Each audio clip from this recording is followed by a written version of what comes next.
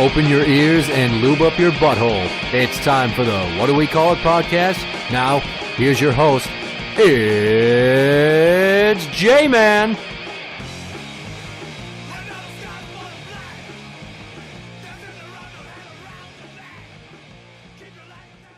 Welcome to the What Do We Call It podcast. I'm JMan. And I'm number one fan, Tim. I want to tell you about an experience I had at a courthouse recently. Okay. I went down to a courthouse,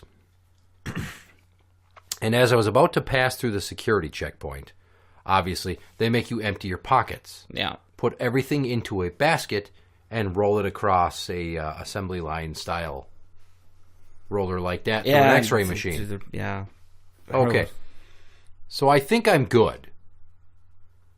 And then I turn to go through the fucking metal detector, and I see this deputy. And he's old, his hair's white, but perfectly combed to one side. He's got this perfect little white mustache. Good coif. Yeah, and his glasses. I mean, he's way too well groomed. And all of a sudden I get is this. He's standing there with his thumbs on his belt buckle. Right? And he looks at me and goes, "Belt!" I'm like, "What?" "Oh, I had forgotten to take my belt off." Yeah, I went to a courthouse. I had to take my belt off. Okay, I just want to go back to the fact that instead of saying, "Sir, you still have your belt, you got to take that off," I just get, "Belt!" You know, probably a long day, and he's ready to retire. Nope, it was right away in the fucking morning at like 9 a.m. Just pissed off he still has to work. He's just an old, crusty fuck who doesn't give a shit. I want you to imagine if you went to anywhere else and you just acted like that. I kind of do at work sometimes. Go on. When I'm training summer help or whatever, it's just like, you gotta do that. Or go grab that. Or throw that away. Clean up your mess. I'm not like, "Hey, could you do me a favor? Can you go pick up your mess right there?" No. It's, like, summer help today left. I'm still trying to work. Mm-hmm. And he was making 9 buttons, and I'm like, okay. He left, and I come back to the table, and he left all this shit out all over the table. It's like, I needed to do my next thing. So I was waiting for him to finish up and clean up so I could do mine. But you wouldn't see a pile of debris that you want swept and go, "Broom!" Would you?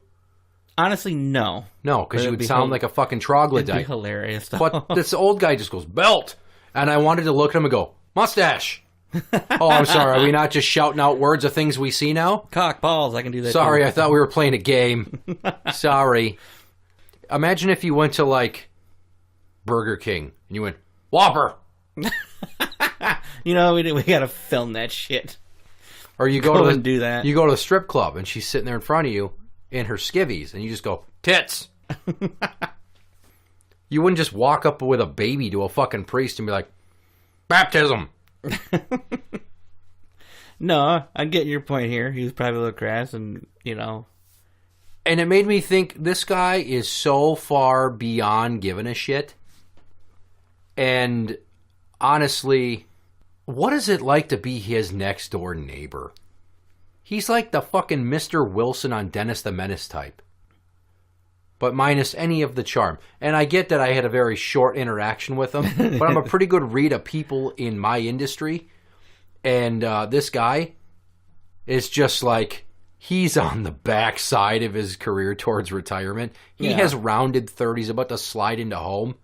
Mm-hmm. He stands all day and just makes sure people don't have belts on or other visible metal jewelry going through a metal detector at a courthouse. Yeah, he's probably just annoyed to have, like, every other person. This idiot's got his belt on. Your belt! And he's just done with being polite. Like you said, he's done. He's counting the minutes till he retires, maybe. I don't know. It blew my mind, because even on my worst days, I still will give less attitude than that. Or at least I strive for eloquence, because people appreciate it. Didn't you once throw a book on the floor because somebody was on the phone and they weren't supposed to be? I once yelled out for everybody to bay up into their rooms, and they sat there ignoring me watching TV. Mm-hmm. So, because there was a glass partition between us, I had a book sitting on the desk, like a little paperback. Yeah. And I'm sitting there waving at all these guys. This is years ago. Waving at all these guys. So I just flung the book at the window. And they heard it. Someone went, whoa. I just gestured with one finger to go. You know? Okay, I don't remember the story. I remember you telling me a story about that, and it's just like, he like threw it on the floor or something. It's like, whack! Like, well, we used to play phone book toss many, many years ago on overnights when we get really bored. We just take a phone book and just fling it over the desk ledge to see how far it would go and how loud of a thump it would make. But never mind the sleeping inmates. Yeah, it's things like that that would just cure the boredom. Also, we played games like I'd try to Dukes a Hazard the desk ledge. As in, I'd get a running start, and then I'd jump on it with my butt and see how far down I could slide. Usually around 5 or 6 feet, and then my pants, because of the material, would stop. Plus, it's a cheap fucking laminate desk ledge. Yeah, it's not a high polished surface, yeah. We also used to sit in our chair in front of our desk and just scoot back and forth on the tile floor in front of our desk. God damn, that sounds boring. But never in a million years would I just like, belt! Or if they had jewelry, which we did not allow in the facility, just to be like, nose ring! Or just keep it simple. Nose! Well, I wanted to be like, what else could I fucking show up with that this guy might just shout out words? Like, if I show up eating like a turkey leg, he's just going to go, food! Garbage! Yeah, no food in the courthouse. And it just reminded me how much I don't care for this industry anymore. It's not an industry that, in my opinion, turns out a lot of happy people. It doesn't. It fucking makes people angry and bitter and dehumanized. Yeah. And as much as you can relate to some of the inmates, you just, you get those few that just seem so far gone that you're like, you're not even a fucking human being to me. You're an animal. Certain housing wing I would refer to as the zoo. Because they acted like goddamn animals all the time. The noise, the disregard for the rules, just the sudden bursts of stupid uproarious laughter over idiotic shit, the constant scent of human farts. I'm guessing people in that particular wing don't get to go out and chop wood and clean up roadkill off the road, do they? Yeah, they're not the STS type. The trustees, I think is what we call them. No. I don't know. I would hate to be that guy, and I'd really hate to be his fucking wife, because there was a ring on that finger. I looked. Maybe he's nicer when he gets home. He's just putting on a facade. Oh, bitch. Or maybe he's got one of those Edith Bunker wives that just is subservient and puts up with it. I don't know. Well, I was going to come up with a different example, but that one's even more true to it, yeah. Looking back on your other jobs, not your current job, because let's not speak to that. Yeah. Winky wink. Let's talk about your other jobs. Have you ever worked with somebody that's just been there for way too long and so fucking burned out and did not care?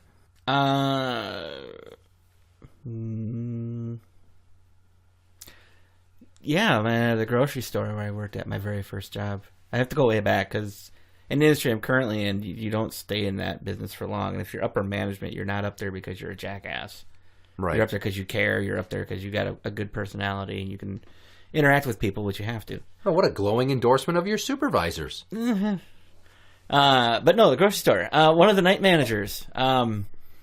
Just he never seemed happy.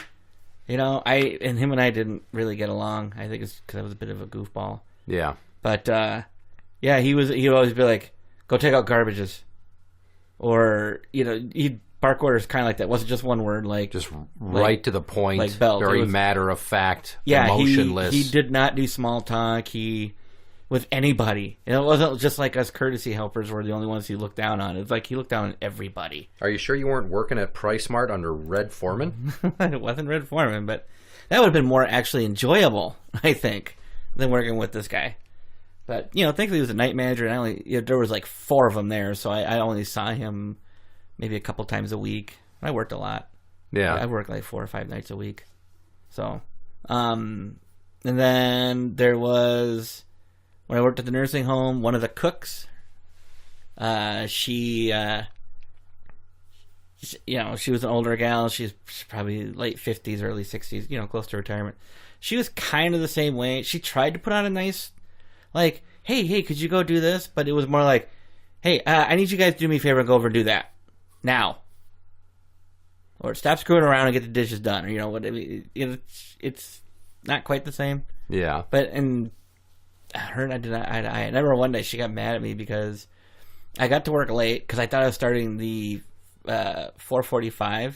I didn't know I was starting at 4. My schedule said 4:45. So I get a call from one of the other kitchen birds, like, you're supposed to be here by now. I'm like, oh crap, 4 o'clock. That's this particular kitchen because there's 2 kitchens there. So I raced to work. I'm trying to get the dishwasher ready. Got to fill it with water and everything like that. It was the conveyor belt one. And I'm scrambling to do the juices and milks and waters and stuff at the tables. And I forget to do no lactose-free milk at a particular table. And I'm starting to do dishes because the pots and pans are coming in because the meals are getting cooked. And she comes in, it's like, you need to go out there and put a no lactose milk. That person can't have lactose. I was like, I'm kind of busy. Could you do it for me, please? And she's like, well, there isn't any in the fridge here, so you have to go back to the other kitchen and get it. I was like, I'm kind of busy. Could you do it for me, please? She comes back 2-3 minutes later, slams down on the counter. There it is. Now go pour it. And I'm like, you fucking cunt. And I grabbed it and I poured it just like, and I get back and there's like fucking 18 pots and pans and a bunch of dishes are coming in because the assisted living center, they were allowed to drink alcohol. So you got all those glasses coming in. And it was just, that was probably the worst of it. I worked with this guy who was on the overnight truck crew at Target. And when I say I worked with him, I worked in the stock room, which was attached to receiving. So there was the main stock room, which is aisles and aisles of little boxes that are each at a location in the system for keeping merchandise. Bigger cases of full stuff went on the shelves above them. Bulk pallets went on the other side of the stock room, which was separated by a hallway where there was a bathroom and an office. So over there was like actual warehouse racking with pallets and then the actual receiving doors themselves. So there was one of those roller assemblies as the shit comes off the car. The roller assembly is the shit comes out of the truck when it shows up, and they place it on pallets by department. And then they wrap it and they wheel it out to the floor to be put away. So there's this guy that just could not stop saying the word cunt all the time. Like that was his favorite word? Yeah, I had never heard somebody use that word so superfluously in my life. I know a person that got mad at me for saying it once. Was it my mom? No. Was it your mom? No. It was a buddy's wife. Are they still married? No. Go figure. Fucking grow up. She got mad at me, though. So this guy, one night in particular, he's like, whoa, who's the cunt who fucking broke that open? Look at that shit, stupid cunt. If I knew who that was, I'd kick him in the cunt. And I'm just, what? Dude, you need to fucking maybe go get a different gig. Easy, Captain Cunt. Yeah, he had like 5 or 6 kids by, I think, 3 or 4 women. Oh, my God. And he worked on the Target overnight truck team. He was probably making $11 an hour. Was that his only job, or was that just to help make ends meet? As far as I know. Okay. But, yes. He's a drug dealer on the side. Well, kick him in the cut. No one's going to buy drugs from a guy that looks like this. He looks like a druggie. Okay. He was like in his late 40s, and he looked like shit and probably smoked Camels and just stunk all the time like B.O. and crappy cigarettes. You lose. Which then leads me to my next example, which is a really nice guy at Menards when I worked at the Coon Rapids store. Mm-hmm. And I'm not going to name him. But he had a number of children, and he put up with a lot of shit, and the staffing levels were not always the greatest out in the yard. And his manager was a real ball buster, which is unique because he was also quite likable. But he would say things like, hey, you want to know why I'm a good manager? Because I'm an asshole. That was a piece of people like that. Supervisory advice he imparted unto me when I got my first promotion. Huh. Anyway, so this guy one day is just fed up, and he walks out, and I'm coming in for my lunch break, and he's sitting in his van. I'm like, what are you doing? He's like, I quit. I'm like, what do you mean? I can't do this anymore. I can't do it. I quit. I'm like you're quitting? He's like, yeah, I can't do this. He sat in his van for 45 minutes and then went back in the store and talked to the manager and then voiced his concerns. Not, I'm going to go voice my concerns and get back to work. He pouted for 3/4 of an hour and then went and basically said, I take it back. I rescind my resignation. And the manager's Don't like, fire me. I found out it was not the first fucking time he'd done that. So that particular day, the store manager said, this is the last time you ever say that. The next time you do it, you're done. Sorry, first time you do it with me, you're done. I don't care how good of a worker you were. And he goes, I won't hold it against you, and I'll count it as your lunch break because you've been here for years, and I know you got a family, and I know deep down you're a really good guy. Our store manager was fucking awesome. I will name drop him. Steve Gosson was the greatest retail store manager I ever had, and that is not a direct knock on any of the other store managers, but he was head and shoulders above anybody else. Unbelievable human being. Worked at the Fridley store back when he was in high school. He went that far back. Wow. So that was his career. That was his fucking career, and he made damn good money doing it. I wonder if that Ballbuster yard guy it doesn't work there anymore. He is still there. He's still there? Okay, because I was in that yard the other night, and it is fucking just like a fucking windstorm blew through there and blew everything all over. Well, he's only one man, and he's got to deal with the crew that he's got. So if he doesn't have the right guys to do it, he's got to crack the whip, but that's his business, not mine. Yeah, okay. Oh, what's he going to do? Roll around on his forklift and be like, mess!